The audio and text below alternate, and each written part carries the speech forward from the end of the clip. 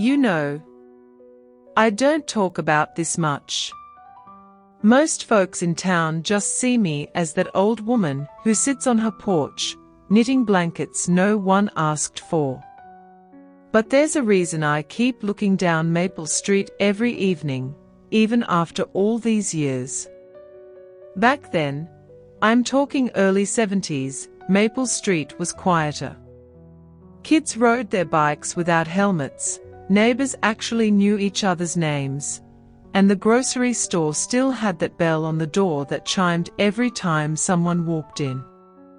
My husband, Frank, used to fix cars in the old garage behind our house.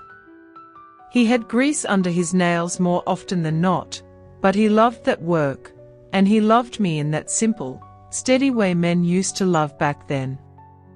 Our son, Michael, was 16 when everything changed.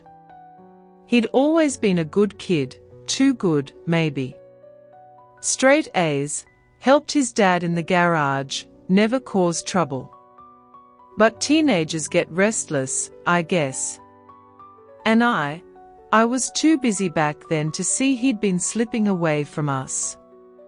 All that part-time work, bills piling up. I kept telling him, not tonight, honey. I'm tired. Truth is, I didn't realize how many not two nights a boy could take. One chilly October evening, he asked if he could drive the old truck down Maple Street to see a friend. I remember I was folding laundry, whites on one side, colors on the other. Funny how you remember the smallest details on the worst nights of your life. I handed him the keys without even looking up. Didn't say be careful. Didn't say I love you.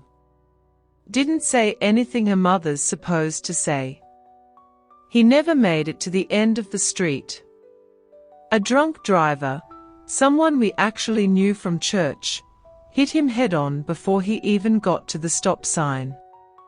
Folks tell me it was quick. But you know, when you're a mother, nothing about losing a child ever feels quick. It feels long, like it's still happening, day after day, decade after decade. Frank stopped fixing cars that winter. Said the sound of engines made his hands shake. We tried to stay strong for each other, but grief has a way of pulling two people apart without them even noticing. He passed away 10 years later. His heart just gave out. Mine didn't.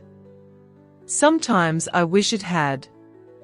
Now, every evening, I sit on this porch and look down Maple Street.